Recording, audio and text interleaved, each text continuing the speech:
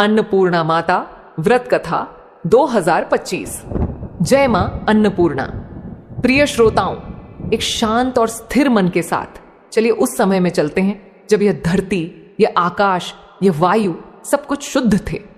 हम सतयुग की बात कर रहे हैं, उस युग की जब धरती स्वर्ग का आईना हुआ करती थी। और उस धरती पर सुनिए एक नगरी थी, ऐसी नगरी जिसे स्वयं महादेव ने अपनी त्रिशूल पर धारण किया हुआ था। उस नगरी का नाम था काशी। काशी जहां हर पत्थर शिव है, काशी जहां बहती गंगा की लहरें भी महादेव का नाम जप करती हैं, काशी जहां मृत्यु भी उत्सव है क्योंकि वह मोक्ष बन जाती है। उस दिव्य नगरी में जहां यह वरदान था कि कभी कोई भूखा नहीं सो सकता, एक बहुत अजीब, बहुत गहरा सूनापन फैल गया। यह सूनापन किसी खजाने के लुटने का नहीं था, यह सूनापन था आत्मा के खाली हो जाने का। देखिए, लोगों के घर अन्न के भंडारों से भरे हुए थे, पर किसी का पेट नहीं भरता था। थालियों में 56 भोग सजे थे, पर जीभ को कोई स्वाद नहीं आता था।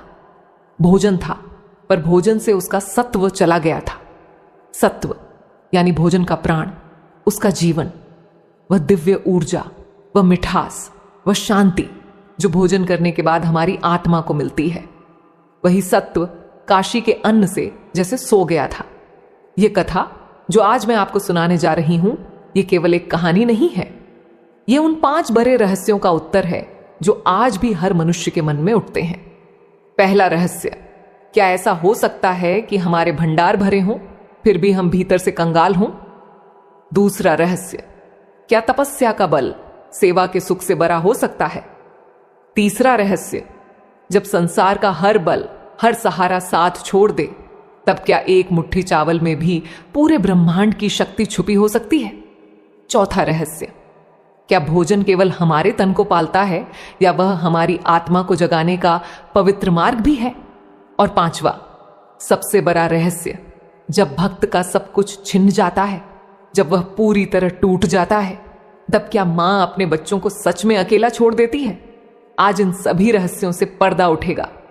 आज हम उस दिव्य लीला को जानेंगे।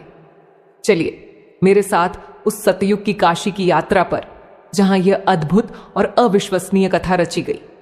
और इस पवित्र यात्रा को शुरू करने से पहले हम सब मिलकर उस मां को पुकारेंगे जिसने कभी किसी को अपनी रसोई से भूखा नहीं लौटाया। अपने मन ही मन में, या यदि आप चाहें तो जोर से कहिए और इस वीडियो के कमेंट में लिखिए, जय मां अन्नपूर्णा। यदि आपकी आत्मा भी इस कथा से जुड़ना चाहती है तो अपना स्नेह अवश्य दिखाइए। इस कथा प्रवाह को एक लाइक कीजिए और इस परिवार का हिस्सा बनकर भक्ति सफल चैनल को सब्सक्राइब करें और इस घंटे को ऑल पर कर लें। तो चलिए अब कथा आरंभ करते हैं। उस सतयुग की काशी का वैभव अद्भुत था। घर सोने के थे और मन हीरे जैसे। हर कोई धर्म के रास्ते पर चलता था। पर उस दिन आनंद दशमी का पर्व था और किसी के चेहरे पर आनंद नहीं था।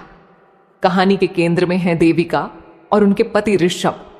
वे काशी के एक बहुत धनी पर उससे भी ज्यादा धर्मात्मा परिवार से थे। देविका, जैसा उनका नाम था, वह देवी का ही रूप थी। सेवा और करुणा उनके स्वभाव में थी।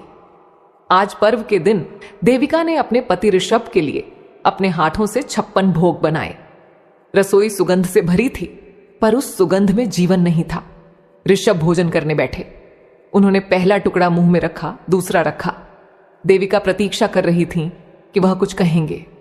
ऋषभ ने एक लंबी सांस ली और कहा कि देवी, भोजन बहुत उत्तम है, आपकी मेहनत दिख रही है, पर न जाने क्यों पेट तो भर गया पर मन नहीं भरा। ऐसा लगता है जैसे भोजन में वह रस, वह प्राण, वह स्वाद ही नहीं है। देविका का मन उदास हो गया। यह केवल उनके घर की बात नहीं थी, यह पूरी काशी की समस्या बन गई थी। किसी को समझ नहीं आ रहा था कि भोजन का सत्व कहां चला गया। अब चलिए काशी के उस कोने में जहां इस समस्या की जड़ छुपी थी। आज धान्य संचय पर्व था। यह वह दिन था जब लोग अपने अन्न के भंडारों की पूजा करते थे, उन्हें धन्यवाद देते थे। पर काशी का एक सेठ, जिसका नाम था धूमाक्ष, इस पर्व को अपने लालच के लिए मना रहा था। धूमाक्ष बहुत लालची था। उसने सोचा कि यदि मैं सारा अनाज खरीदकर अपने गोदामों में छिपा लूं तो लोग भूख से तड़पेंगे। तब मैं इसे 10 गुना महंगे दाम पर बेचूंगा। उसने ऐसा ही किया। उसने अन्न का भंडारण करके जानबूझकर काशी में भूख पैदा कर दी। वह अन्न को केवल व्यापार की वस्तु समझता था। वह उसे मां का प्रसाद नहीं मानता था। यही अन्न का सबसे बड़ा अपमान था। लोग मजबूर होकर धूमाक्ष से महंगा अनाज खरीदने लगे, पर खरीदते समय वे उस अन्न को कोसते थे। वे कहते थे कि कैसा दुर्भाग्य है, हमें अपना ही धन लुटाकर यह बेस्वाद खाना खरीदना पड़ रहा है। धूमाक्ष अपने भरे हुए भंडारों को देखकर जोर जोर से हंसता था। पर देखिए, जब वह रात को खुद खाने बैठा तो सोने की थाली में सजा भोजन उसे भी मिट्टी जैसा लगा। ये जो सत्वहीन भोजन था,